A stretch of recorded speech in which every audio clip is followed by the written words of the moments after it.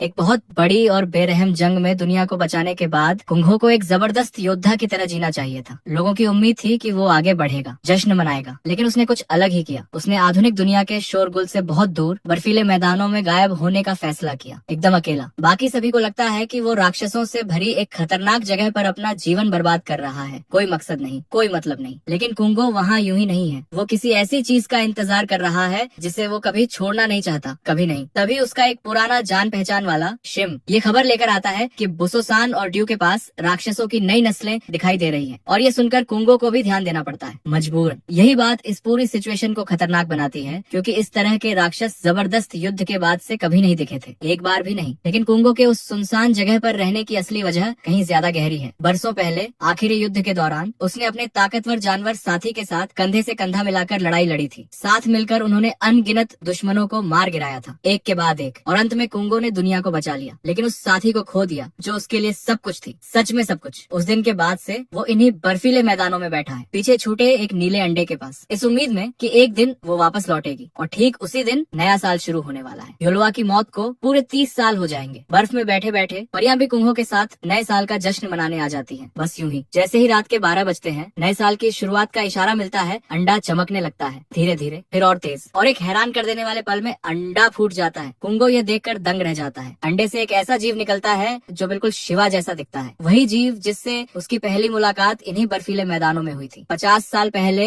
जब कुंगो अब भी चेरवान में तैनात था, वो उमड़ते हुए राक्षसों से भाग रहा था। उसी भागदौड़ में उसकी पहली मुलाकात सोलवा से हुई थी। उस अफरा तफरी के बीच भी कुंगो उस जीव से नजरें नहीं हटा सका था। और अब आज सोलवा का बच्चा आखिरकार जाग गया है। वो नन्ही लोमड़ी कुंगो के कंधे पर कूद पड़ती है। एकदम वो छोटी सी लोमड़ी कुंगो के गाल चाटती है और कुंगो समझ जाता है कि वो जानवर उसे अपने तरीके से मिल रही है, अपने अंदाज में। कुंगो भी उसे वापस चाटता है और उस नन्ही बच्ची से कहता है, तू बिल्कुल शुआ जैसी दिखती है। तभी उसकी नजर आगे उड़ते हुए कुछ जानवरों पर पड़ती है। वो अपनी खास नजर से उनका जायजा लेता है और उसे एहसास होता है यह एक नई राक्षसी नस्ल है, लेकिन इनकी ताकत काफी कम है। ये उसे शिम की बात याद दिलाता है, वही नई नस्लें जो अभी सामने आ रही हैं। कुंगो के मन में एक सवाल आता है, क्या सियोला के बच्चे का जागना और नए राक्षसों का प्रकट होना आपस में जुड़े हुए हैं? बाद में कुंगो कोरिया के 3 बड़े भाड़े के सैनिकों के मुख्यालय मसनरी टावर की तरफ निकलता है। वो मोंगची की पीठ पर सवार होकर छत पर पहुंचता है। जब एक पहरेदार उसे देखता है तो एकदम घबरा जाता है। टीम लीडर को बुलाता है, बताता है एक राक्षसी जानवर छत पर उतरा है, मुसीबत हो गई। वो मदद के लिए चिल्लाने ही वाला था, तभी टीम लीडर ने उसके कंधे पर हाथ रखा और उसे इमरजेंसी रूल्स की बुक के अनुच्छेद 3 पैराग्राफ 1 की याद दिलाई। पता चला उस नियम में लिखा था कि अगर कोई युवक सेबर टाइगर पर सवार होकर प्रकट हो तो वो चेयरमैन का दोस्त है और उनसे उम्मीद की जाती है कि उसके साथ अच्छा बर्ताव किया जाए। टीम लीडर उस युवक से कहता है, छत खोलिए, यह एक जरूरी मेहमान है। पहरेदार को तब जाकर समझ आता है वो रूल्स की बुक कोई मनगढ़ंत कहानी नहीं थी जो नए लोगों को चिढ़ाने के लिए बनाई गई हो। इमारत में जाने से पहले कुंगो मोंगची से कहता है, जब तक मैं अंदर हूँ अच्छे से रहना, और इनाम के तौर पर उसके सिर पर थपथपाता है। कुंगो और टीम लीडर एक दूसरे से मिलते हैं। कुंगो पूछता है, बॉस अंदर है? इमारत में जाते ही कुंगो को शेल्फ पर अपनी और अपने साथी की एक तस्वीर दिखती है। कुछ ही देर बाद एक बुजुर्ग इंसान कमरे में आता है और लगता है यही वो शख्स है जो उस तस्वीर में था। उसका नाम है लिमचुले। वो 5 नायकों में से एक है जिसे आयरन फिस्ट किंग के नाम से भी जाना जाता है। चाय अपने दोस्त को देखकर इतना खुश होता है कि सीधे उसकी बाहों में कूद पड़ता है। कोंगो सबसे पहले उससे पूछता है, इतनी शराब क्यों इकट्ठी कर रखी है? चुलबे कहता है, यार हम बूढ़े हो चुके हैं तो कम से कम खूब पिए, थोड़ा तरोताजा तो लगे। कुंगन हो उससे बहस करता है, अपनी सेहत का ख्याल रख, बूढ़ा हो रहा है। यही बातचीत चल रही थी कि तभी कंघो के कपड़ों से एक छोटी सी लोमड़ी बाहर निकल आती है। चुला ये देखकर चौंक जाता है, अपने दोस्त से पूछता है, क्या ये सुल्टवा के बच्चे की लोमड़ी है? कुंगन हो हाँ कहता है, मैंने उसका नाम सोला रखा है। चुला जानने को बेताब हो जाता है और समझ जाता है कोंगो इसी छोटे जानवर को दिखाने आया है। वो कोंगो को पकड़कर कहता है, यार इस बात पर तो पीनी बनती है। कुंगन हो अनमने मन से मान जाता है और देखते ही देखते दोनों जमकर पीने लगते हैं। थोड़ी देर बाद कुंगन हो चेलबे से कहता है, यार मैं एक्चुअली कुछ पूछने आया था। चेलबे पूछता है, बोल क्या बात है? वो बताता है, तबाही से निपटने वाली एजेंसी के लोग मुझसे मिलने आए थे। फिर बोला उन्होंने राक्षस की नई नस्ल दिखाई जिसका उन्हें सामना करना पड़ा। चेल कुंगो को बताता है यही परेशानी उसके दल को भी झेलनी पड़ रही है। फिर बोला दक्षिणी लड़ाई वाले इलाके में भेजा गया उनका एक टॉप फाइटर लापता हो गया है। और ये सुनकर सच में हैरानी होती है क्योंकि वो ए रैंक का था। चेलबे कहता है, मैं इसे समझा नहीं सकता लेकिन ये साफ है कुछ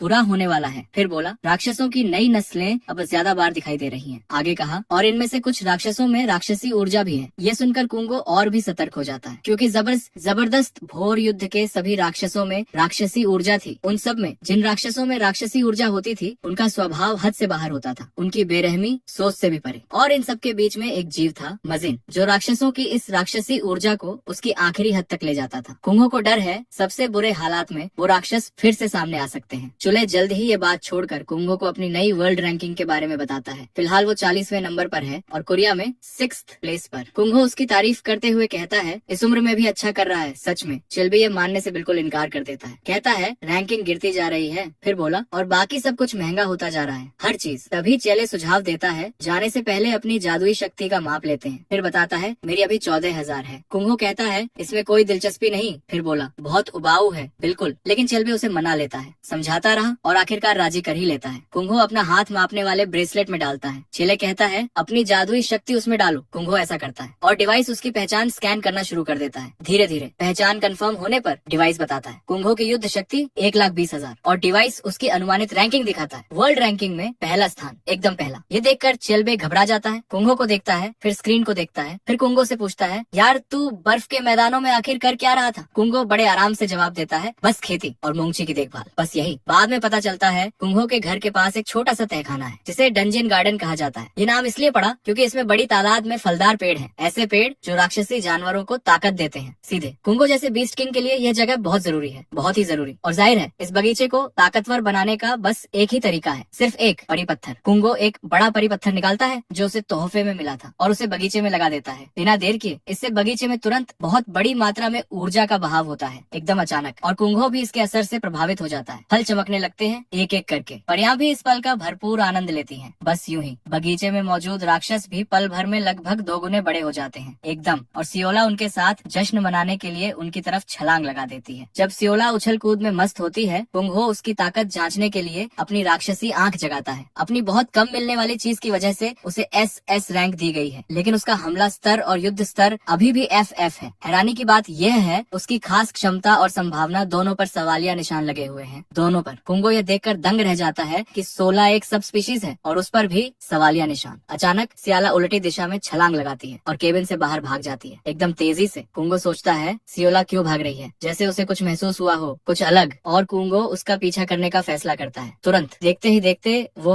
उसके पास पहुंच जाता है। हालांकि वो काफी तेज थी, बहुत तेज। कुछ ही पलों में वे एक चट्टान से नीचे कूदते हैं और वहाँ उन्हें कुछ धरती की आत्माएं राक्षसों के झुंड से घिरी हुई मिलती है चारों तरफ से। सियोला बिना एक पल गंवाए उनकी रक्षा के लिए उनके सामने खड़ी हो जाती है, एकदम। कुंगो ये देखकर हैरान होता है सियोला इन आत्माओं की रक्षा के लिए इतनी जल्दी क्यों दौड़ी, क्यों? तभी एक A रैंक का सांप प्रकट होता है अचानक। कुंगो समझ जाता है एक लेजेंडरी जीव होने के बावजूद सियोला के लिए अब भी इसका सामना करना थोड़ा जल्दबाजी होगी, बहुत जल्दी। पता चलता है वो सांप टाइटेनोबोआ नस्ल का है जो बेहद खतरनाक होता है, बेहद। कुंगो अपनी बीस्ट किंग की कुदरती क्षमता जगाता है जिसे प्रेडेटर इंस्टिंक्ट कहते हैं। ये एक ऐसी ताकत है जो राक्षसों को यह मानने पर मजबूर कर देती है कि कुंगो ही इस दुनिया का सबसे बेरहम और सबसे बड़ा शिकारी है, सबसे ऊपर। इसके जागते ही सांप घबरा जाता है, कांपने लगता है, रुक नहीं पाता। कुंगो उसकी जीभ पकड़ लेता है एकदम कसकर, चेतावनी देता है दोबारा अपना चेहरा मत दिखाना। फिर कहता है अगर दिखाया तो तुझे सांप की शराब में बदल दूंगा। कुंगो उससे जवाब मांगता है। सांप धीरे से अपना सिर हिलाता है, समझ गया। एक डरावनी और भारी आवाज में कुंगो सभी जानवरों को वहाँ से भाग जाने का हुक्म देता है और वे सब पल भर में वहाँ से गायब हो जाते हैं, एक भी नहीं रुकता। जब जानवर भाग रहे होते हैं, कुंगो को दूर एक बहुत बड़ा शिकारी पक्षी दिखाई देता है जिससे राक्षसी ऊर्जा निकल रही होती है, साफ दिखाई देती है। कुंगो उस राक्षस की ताकत जांचता है, पता चलता है इसकी क्षमताएं कम है। बिना एक पल गंवाए सियोला उस रैप्टर का पीछा करती है और कुंगो भी उनके पीछे चल देता है। फौरन दूर कुंगो को एक दरवाजा दिखाई देता है और वो समझ जाता है रैप्टर उसी दरवाजे से निकला है, वहीं से आया है। जैसे ही वे दरवाजे के पास पहुँचते हैं उसे एहसास होता है कि रैप्टर की वजह से आसपास का पूरा माहौल राक्षसी ऊर्जा से भरा हुआ है, हर तरफ। वे दरवाजे में कूद जाते हैं और जैसे ही अंदर कदम रखते हैं कुंगो को चारों तरफ बुराई के होने का एहसास होता है, गहरा एहसास। हैरानी की बात यह है दरवाजे में कदम रखते ही सियोला को उसकी दूसरी पूंछ मिल जाती है, एकदम अचानक। कुंगो उसका स्टैट्स बोर्ड पढ़ता है, पता चलता है नई पूंछ मिलने की वजह से सियोला की बढ़त उसकी नस्ल के बाकी जीवों से 1.5 गुना तेज है, 1.5 गुना। दूर से राक्षसी ऊर्जा से भरे 3 रैप्टर निकलते हैं। सियाला कुंगो से पूछती है क्या इनके साथ खेलने जा सकती हूँ? कुंगो को एहसास होता है सियाला बिल्कुल उस वक्त की सुल्तवा जैसी है, बिल्कुल वैसी ही। उसे सुल्तवा के साथ ट्रेनिंग के वो पुराने दिन याद आते हैं। साथ मिलकर अनगिनत लड़ाइयाँ लड़ी थी, साथ बड़े हुए थे, हर मुश्किल में साथ थे, लेकिन अंत में उसने सुल्तवा को खो दिया, हमेशा के लिए। इसी डर की वजह से कुंगो सोला को एक आम बच्चे की तरह पालना चाहता था, बस एक आम जिंदगी। लेकिन लगता है सोला के स्वभाव में ही लड़ना है, यही उसका स्वभाव है। कुंगो कुंगो समझ जाता है उसे लड़ने से रोकना खुद उसके लिए ही मतलबी होगा। ये ठीक नहीं होगा। सोला को उसकी पसंद से रोकने के बजाय कुंगो उसके साथ एक डील करने का फैसला करता है, एक वादा। वो सोला के सिर को छूते हुए कहता है, मैं तुझे सबसे बेहतरीन योद्धा बनाऊंगा। जैसे ही उसका हाथ सोला के सिर को छूता है, उसे एक विशाल ऊर्जा निकलती है, एक बड़ा गोला बनाती है और कुंगो की उंगली के चारों तरफ धीरे धीरे लिपट कर एक अंगूठी बन जाती है। पता चलता है ये एक कॉन्ट्रैक्ट रिंग है जो किसी जादुई जीव से डील होने पर मालिक के जिस्म पर प्रकट होती है अपने आप। फिर कुंगो सोला से कहता है, अभी तू बहुत छोटी है। फिर बोला, इसलिए अपनी कुछ ऊर्जा तेरे साथ बांटूंगा। अपनी ऊर्जा उसमें भेजने के बाद वो कहता है, जा। फिर बोला, जी भर कर लड़। और सोला शिकारी पक्षियों की तरफ छलांग लगा देती है एक झटके में। सोला के रैप्टर्स के पास पहुंचते ही कुंगो ने सेंसरी ट्रांसफर स्किल जगा दी, जो एक बीस्ट किंग की कुदरती क्षमता है। इसमें डील करने वाला और जादुई जानवर सभी महसूस करने की ताकत आपस में बांटते हैं। सब कुछ इसमें माना और शारीरिक क्षमताएं भी शामिल हैं। कुंगो सियोला को लड़ाई में रास्ता दिखाता है, बताता है कब चलना है, कैसे बचना है, कब हमला करना है। हर कदम कुंगो की देखरेख में सियाला एक रैप्टर को मार गिराने में कामयाब हो जाती है। रैप्टर को काबू करने के बाद सियाला उसमें मौजूद राक्षसी ऊर्जा सोखने के लिए ओवरवेल्म स्किल इस्तेमाल करती है। सियोला रैप्टर से सारी राक्षसी ऊर्जा खींच लेती है पूरी तरह, और यही काम बाकी दो रैप्टर्स के साथ भी करती है। एक एक करके कुंगो रैप्टर्स को मार गिराते वक्त उसकी फुर्ती देखकर अंदर से प्रभावित हो जाता है। सच में तीनों रैप्टर्स पूरी तरह काबू होने के बाद सियोला का हमला स्तर F से E हो जाता है। कुंगो यह देखकर हैरान रह जाता है, एक ही लड़ाई में इतना बड़ा अपग्रेड सोचा भी नहीं था। फिर कुंगो उसे अपने पास बुलाता है। सियाला दौड़ती हुई आती है, पूछती है, क्या मैंने अच्छा किया? कुंगो हाँ कहता है, फिर बताता है, बहुत अच्छा किया। आगे कहता है, लेकिन अब जल्दी चलते हैं। फिर बोला, दरवाजा बंद होने से पहले घर पहुंचना होगा। कुंगो रैप्टर्स को बुलाता है, उन्हें जगाकर कहता है, दरवाजा बंद होने से पहले बाहर निकलो, जल्दी। हैरानी की बात ये है, सियोला रैप्टर्स के साथ खेलने लगती है। कुंगो को एहसास होता है जिस किसी में भी राक्षसी ऊर्जा नहीं होती वो सियोला का दोस्त होता है बस, लेकिन फालतू खेलने का वक्त नहीं है। कुंगो उन्हें जल्दी करने के लिए चिल्लाता है। कुंगो, सियाला और रैप्टर्स दरवाजे की तरफ दौड़ते हैं और दरवाजा बंद होने से पहले ही बाहर कूदने में कामयाब हो जाते हैं। कुंगो अभी सांस लेने की कोशिश ही कर रहा होता है कि अचानक उसे धरती की आत्माओं की आवाज सुनाई देती है। वो खुशी भरे स्वर में उसका स्वागत करती है, उसे सबसे बड़े कहती है। कुंगो ये सुनकर पूरी तरह हैरान हो जाता है। धरती की आत्माएं सियाला की भी तारीफ करती है, उसे चांदी के सफेद दांत कहती हैं। कुंगो जल्द ही सारी तारीफें एक तरफ रख देता है। धरती की आत्माओं की नेता के पास जाकर पूछता है, क्या तूने जादू इस्तेमाल किया है तभी इंसानी भाषा बोल पा रही है? फिर वो ये भी पूछता है, क्या तू इसे चांदी के सफेद दांत कह रही है? धरती की देवी ये जानकर हैरान हो जाती है कि उस जानवर का एक नाम है। वो बताती है, हमारे वतन में हम बहुत पुराने जमाने से ही श्वेत दांत को अपना संरक्षक देवता मानते आए हैं। फिर बोली, इनमें चांदी के श्वेत दांत को और भी खास माना जाता है। देवी आगे बताती है, चांदी के श्वेत दांत बेहद ताकतवर और दयालु होते हैं। फिर बोली, 5 पूंछ वाले चांदी के श्वेत दांत ने ही हमारे देश को लाश अजगर नाम के राक्षस से बचाया था। फिर बताती है, चांदी के दांत हमारे लिए सिर्फ एक किंवदंती है, और चूंकि कुंगो उनके प्रिय चांदी के दांत को बच्चे की तरह मानता है, इसलिए धरती की देवी के पास कुंगो को अपना परम पूज्य बनाने के अलावा कोई रास्ता नहीं बचता। वो उसके लिए एक नृत्य की रचना करने का फैसला करती है, और जब वे नृत्य में लगी होती है, कुंगो को पता चलता है कि उससे बात करने वाली धरती की देवी दरअसल रानी है, क्योंकि उसके सिर पर एक मुकुट है। कुंगो पूछता है, क्या तू राज परिवार से है? ये सुनते ही उसका मूड तुरंत बदल जाता है, क्योंकि इससे उन्हें पता चल जाता है कि वे कुंगो से कुछ छिपा नहीं सकती। परम सत्ता। कुंगो उन्हें बताता है, ये बात मुझे इसीलिए नहीं पता चली कि मैं परम सत्ता हूँ। फिर बोला, लेकिन अभी यह समझाने का वक्त नहीं है। तभी आत्माओं की रानी कुंगो को बताती है, हाल ही में हमारे इलाके को एक डंजन में बदल दिया गया था। फिर बोली, इस पूरी प्रक्रिया के दौरान मैं बेहोश हो गई थी। आगे कहा, होश आया तो खुद को एक अनजानी दुनिया में पाया। वो बताती है, 3 दिन बीत चुके हैं। इससे पहले कि वो कुछ और कहना शुरू करे, कुंगो आसानी से समझ जाता है कि वो और उसके लोग भूखे हैं। रानी तुरंत कंफर्म करती है। सबसे बड़े को यह बात बहुत जल्दी समझ आ गई। कुंगो उन्हें बताता है, मेरे घर के पास ही एक डंजन गार्डन है। फिर बोला, अगर आपत्ति नहीं है तो वहाँ रह सकती हो। बिना किसी झिझक के धरती की आत्माएं कुंगो का जश्न मनाने और उसकी पूजा करने लगती हैं। इससे पहले कि वो और असहज हो, वो उन्हें झुकना बंद करने के लिए कह देता है। कुंगो सोचता है, क्या सभी परियों की रानियां ऐसे ही होती हैं? क्योंकि रानी नौकरानी की तरह झुक रही थी। कुछ ही देर बाद मोंगची उन्हें लेने के लिए आ जाता है, बिल्कुल कैब की तरह। धरती की आत्माएं जानवर को पकड़ लेती है। कुंगो उन्हें बताता है, ठंडे मैदानों से गुजरेंगे, कसकर पकड़े रहना। बाद में कुंगो को एक नए ग्रुप चैट पर मैसेज मिलता है। पता चलता है ये चुलबे ने 5 युद्ध नायकों के लिए बनाया गया एक ग्रुप है। कुंगो के जुड़ते ही पूरा ग्रुप जोश से भर उठता है। अचानक तलवार के देवता झुनवू और धनुष के देवता होयोंग इस बात पर लड़ने लगते हैं कि सबसे ताकतवर कौन है। देखते ही देखते दोनों एक मुकाबला तय कर लेते हैं। कुंगो को इस पर कोई हैरानी नहीं होती, क्योंकि ये दोनों शुरू से ऐसे ही हैं। जब भी एक दूसरे को देखते हैं बच्चों की तरह लड़ने लगते हैं। भले ही मूर्ख हों, फिर भी ये कुंगो के वो साथी हैं जिन्होंने महान युद्ध में साथ लड़ाई लड़ी थी। काफी वक्त बीत चुका है। कुंगो को लगता है अब दोबारा मिलने का सही वक्त आ गया है। इसके अलावा उसने सियाला को सर्वश्रेष्ठ बनाने का फैसला कर लिया है और उसके लिए सबसे अच्छी ट्रेनिंग तैयार करना ही आगे बढ़ने का एकमात्र रास्ता है। कुछ ही देर बाद तलवार के देवता और धनुष के देवता अपनी लड़ाई के तय मुकाम पर मिलते हैं। पहाड़ देखने वालों से भर जाता है, पत्रकार भी मौजूद हैं, दोनों के बीच रैंकिंग की लड़ाई देखने के लिए। तलवार के देवता जुनवू फिलहाल वर्ल्ड रैंकिंग में 20वें स्थान पर हैं और धनुष के देवता होयोंग 21वें पर। जब वे मैच की तैयारी कर रहे होते हैं तभी 5 नायकों में से एक फ्लेमविच मीना वहाँ आ जाती है। हैरानी की बात ये है वो कुंगहो की तरह ही अपनी उम्र से कहीं ज्यादा जवान दिखती है और उसके आते ही भीड़ बेकाबू हो जाती है। मीना उन दोनों से पूछती है, तुम दोनों बूढ़े मूर्ख कब तक लड़ते रहोगे, अभी तक थके नहीं? मीना की बात के बावजूद दोनों एक दूसरे को सबक सिखाने पर तुले हुए हैं। पूरा भरोसा है कि वे जीतेंगे। मीना को एहसास होता है इनकी पुरानी आदतें अभी भी बरकरार हैं। मीना ऑफिशियली मैच को रैंकिंग मैच घोषित करती है और खुद को गारंटर बना लेती है। जैसे ही मैच शुरू होने वाला होता है मीना को एक जानी पहचानी शख्सियत दिखाई देती है और वो कोई और नहीं कुंगहो है। वो भीड़ के पीछे छिप जाता है ताकि किसी का ध्यान न खींचे, लेकिन मीना तुरंत समझ जाती है। मीना उन दोनों से कहती है, मैच रद्द करने पर सोच सकते हो, लेकिन वे पीछे हटने को तैयार नहीं। मीना पूछती है, कुंगहो के सामने भी यही करोगे? ये सुनते ही दोनों पीछे मुड़ते हैं, कुंगहो को देखते हैं और तुरंत पीछे हट जाते हैं। कुंगहो को देखकर दोनों खुश होते हैं, लेकिन उसके सिर पर बैठे उस जानवर को लेकर उत्सुक भी हैं। कुंगहो उत्साह से सियाला को बताता है, हम इनके साथ रात का खाना खाने जा रहे हैं। फिर बोला, यह तेरे लिए मजेदार होगा, पक्का। पता चलता है जोनू ने श्वेत शूरवीर संघ के नेता पद से हटने के बाद अपने उत्तराधिकारियों को ट्रेन करने के लिए बुकनसन पर्वत के पास एक नया संघ बनाया था। इसके बाद जून वू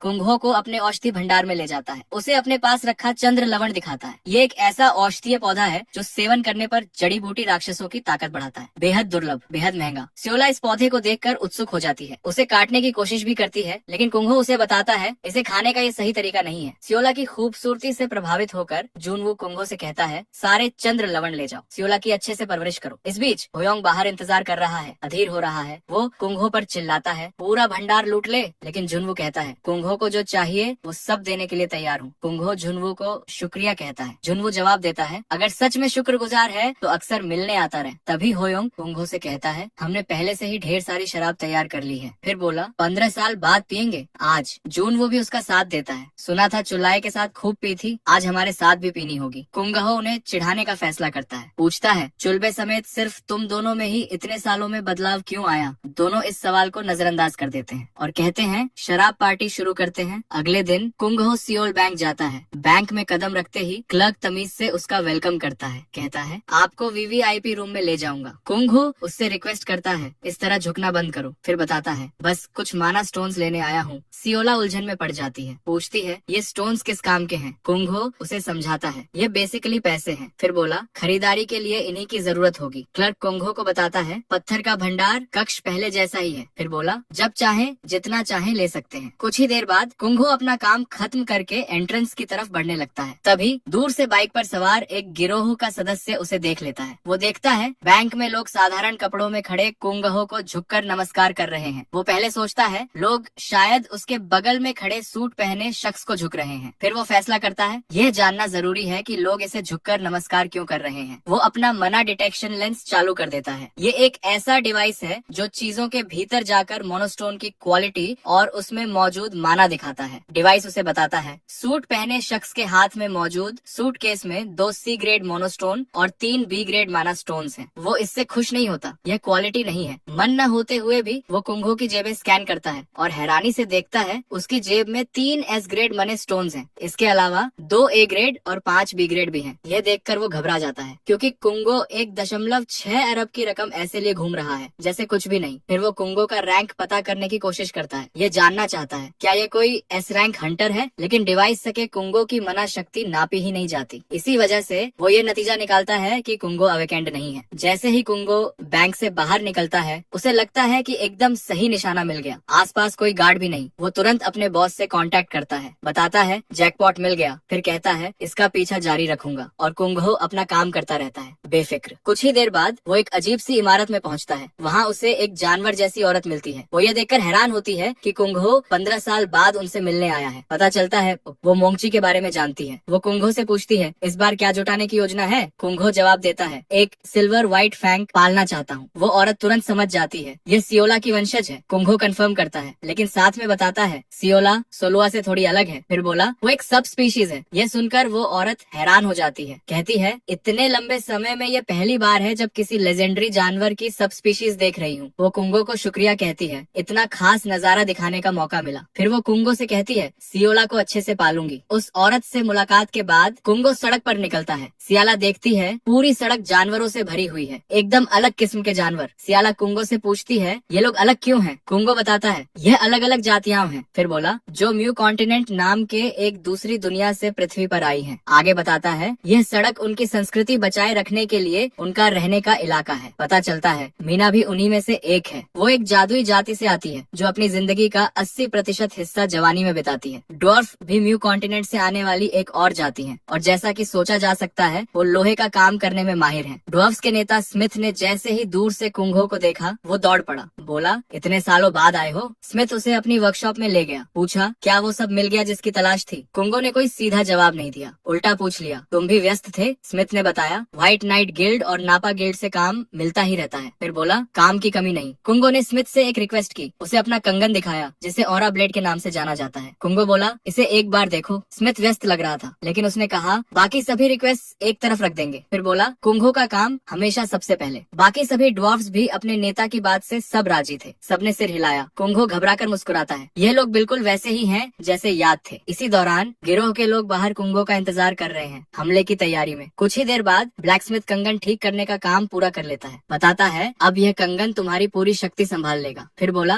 मैक्सिमम लिमिट भी बढ़ा दी है। फिर पूछता है आजमाना चाहोगे? कुंगो मना कर देता है, जल्द ही आजमाने का मौका मिलेगा। कुछ ही देर बाद वो डार्फ्स की वर्कशॉप से बाहर निकलता है और जैसे ही सुनसान गलियों से गुजरता है गिरोह के लोग अपनी छिपने की जगहों से निकलकर उसे चारों तरफ से घेर लेते हैं। कुंगो हैरान नहीं होता क्योंकि उसे उनकी मौजूदगी पहले से ही पता थी। वो बस ये जानना चाहता था क्या सब बाहर आ गए? गिरोह का सरदार हैरान होता है, ये अनअवेकेंड इंसान इतना काम क्यों है? कुंगो को यकीन नहीं होता। इन्होंने उसे अनअवेकेंड कहा। वो पूछता है माना डिटेक्शन लेंस यूज करते हो? फिर बोला उसकी मेजरिंग लिमिट सिर्फ 1 लाख है। सरदार कंफर्म करता है लेकिन मन में सोचता है घिरा हुआ है फिर भी इतना शांत क्यों है? वो जानता था पूरे देश में सिर्फ 3 ही अवेकेंड है जिनकी युद्ध शक्ति 1 लाख से ज्यादा है और वो तीनों को जानता था, इसलिए उसे पूरा यकीन था कुंगो उनमें से कोई नहीं। 1 मिनट सोचने के बाद उसने नतीजा निकाला ये कोई खतरा नहीं और अपने आदमियों को हमले का हुक्म दे दिया। कुंगो ने भी अपनी ऑरा ब्लेड निकाल ली एकदम शांति से, जैसे एक तरफा लड़ाई हो। पहले हमला करने वाले सभी मारे गए। सरदार चौंक गया। एकदम घबराकर उसने कुंगो की मना मापने के लिए लेंस यूज करने की कोशिश की लेकिन पहले की तरह इस बार भी अनलिमिटेड दिखाई दिया और यहीं से उस शख्स को यह यकीन होने लगता है कि कुंगो की युद्ध शक्ति सच में 1 लाख से ऊपर है, बहुत ऊपर। वो अभी कुंगो से पूछ ही रहा था तुम कौन हो, तभी कुंगो ने उसके सिर पर एक जोरदार मुक्का मारा और उसके हाथ में लगा मेजरिंग लेंस टूट गया एक ही झटके में। गिरोह को काबू करने के बाद कुंगो ने अपना मोबाइल देखा। पता चला